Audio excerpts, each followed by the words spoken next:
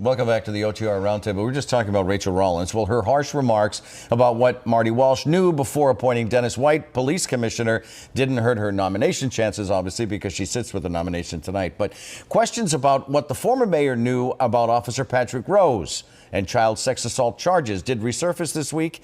Mayor Kim Janey releasing a report calling for new procedures when police are accused of a crime.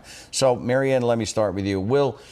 Will we ever get answers from Marty Walsh on this? Yeah, I think we learned two things this week about the nomination of Rachel Rollins. One, that Warren and Markey have more sway with Biden than Marty Walsh. Even though his supporters tried to derail her nomination, it's clear that did not succeed. Number two, yes, we will get answers from Marty Walsh someday. It may not be soon, either when he returns to Massachusetts to run for office, no question that issue and the Dennis White appointment will be issues, and or in litigation, which almost seems inevitable. So at some point, someday, Marty Walsh will have to answer these questions. Andrew? Yeah.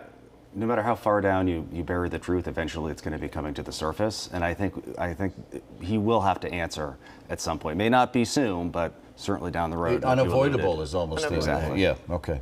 So we deviate a little bit from politics. As the mother of two kids who both trained in gymnastics for over a decade, I can tell you it's a brutal, but it's also a very thrilling sport.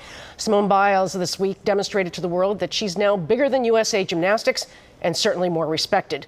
Could this change the thinking for all sports, not just for professionals, but for also youth programs? I know you have kids that do a lot of sports, Andrew. Yeah, no, I think absolutely. I talked to our own children about this, about the importance of, just understanding your mental state and what you're doing. And she's just a fabulous role model for youth everywhere to do what she's done. And it's just amazing just to see her come out like this. So, And yes. professional sports, any changes there, do you think, Marianne? I do. I mean, look, Simone Biles was the undisputed front runner for every award there could have been. She brought this to the forefront on the world stage. You can't ignore it anymore. And she was fearless in doing it. Any great athlete, any great politician, the more dangerous you are is because you're fearless. She was fearless, and this is now going to be part of every conversation with every person who participates in sports. It was a very smart move by her. She is fearless. Yeah. I mean, this probably took more courage than just about anything else that she's How about ever her done. teammates winning the silver medal in the immediate face of what happened? Exactly. I mean, And man, Suni Lee it's winning the terrific. gold all around. Right, exactly. All right, let's talk about best week or worst week. Ladies first. Marianne, let me start with you. The 4 law enforcement officers who testified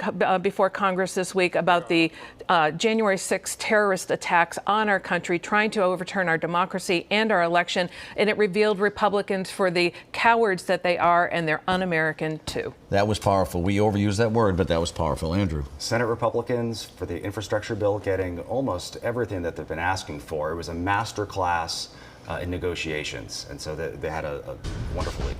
Andrew, thank you. Marianne, great to see you. Thank you. Welcome back to the OTR Roundtable. Folks, thank you for joining us. And remember, it's August. Every Sunday we go on the record.